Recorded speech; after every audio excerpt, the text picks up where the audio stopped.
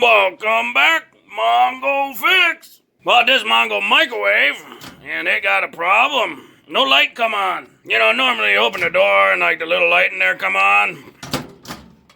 Nothing. The little light right behind that little graded area, hard to see from the inside. Their part numbers and whatnot, just in case you got the same. You got to watch out for all the warnings. Oh no.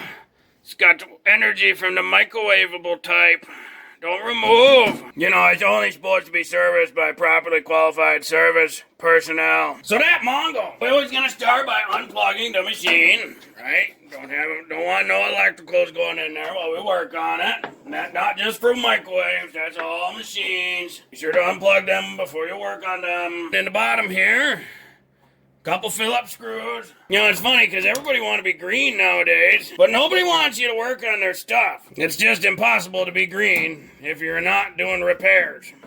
Or if you don't want people to be doing repairs, you can't be a green company. Sorry. There's two little Phillips at the top and the back.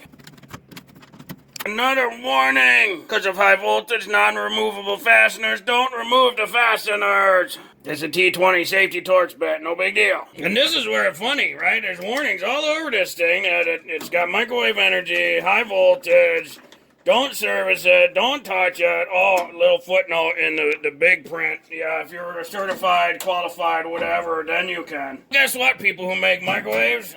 Light bulbs should be serviceable items. Anytime a light bulb burns out in your machine, it should be easy for the consumer to replace a light bulb. It's a light bulb. It should be easy to replace. So if it's inside all of this junk, maybe you microwave companies need to figure out how to properly design a machine so that way your light bulbs are serviceable and you don't have to be a qualified technician. This is the big, scary ray gun all these warnings are about. This is a high voltage transformer. This is part of what all the warnings are about. And that's a pretty big capacitor. Again, what all the warnings are about. We're going to put our voltmeter on volts. And we're going to touch this capacitor.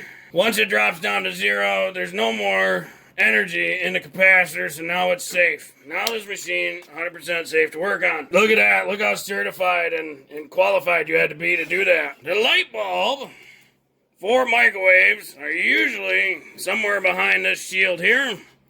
And this right up here is the actual holder, which is pretty loose. You know, companies should really be qualified and certified to make microwaves. Yeah. Forget about the assembly person. The company really needs to be certified to make these things. Found it. It's down there. It's broken off there.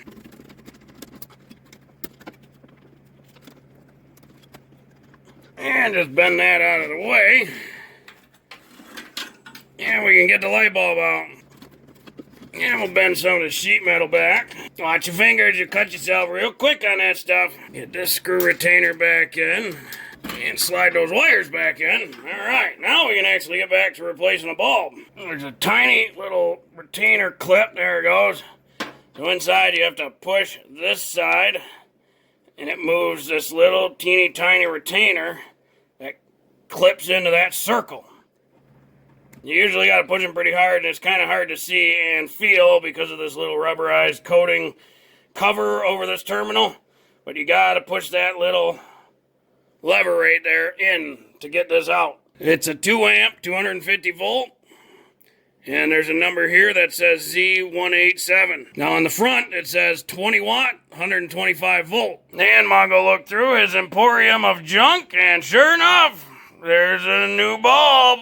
Well, from an old microwave Mongo scrap. 2 amp, 250 volt, Z187, 125 volt, 20 watt. That is the exact same light. You got our resistance there, 60 ohms.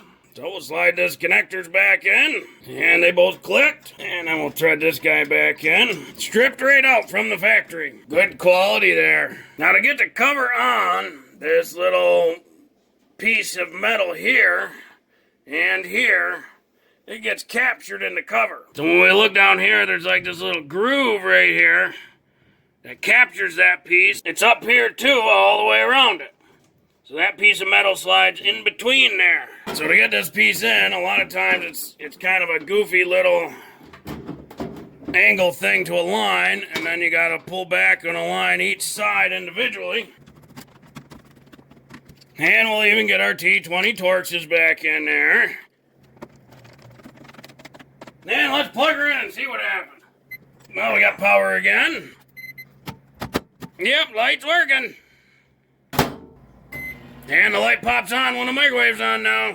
So we're all fixed and ready to go. Now looking at this old bulb that was broken and fell out, if we do our resistance check here, that's 65 ohms. So it's a little bit higher resistance, but that's still, the tungsten in there, it's still connected. So that bulb's not really done yet. Mongo can fix that. It slides down into those posts, and then it just gets soldered on the back here. And you can tell from the look of it, that was quite a beautiful cold solder joint. So Mongo's gonna fix this. Just push her back in, solder it correctly, and that'll still be a good bulb. But Mongo will do that on his own later. You know, if you're a company that makes microwaves, and you want to impress Mongo want to see the fuse replaceable from the outside without pulling the cover off, and Mongo want to see the light bulb replaceable from the outside without pulling the cover off. You do that, you'll impress Mongo. If not, you might as well take these dumb stickers off, because the fuse and the light bulb are common failure points, and your customer needs to be able to maintain their machine. Well, hopefully this video will help you. If you ever got a microwave that you got to put a new light bulb in. If you like this video, be sure to like this video. If you like this video and other videos from Mongo Fix, be sure to subscribe. Mongo always working on all sorts of stuff. Mongo, thank you.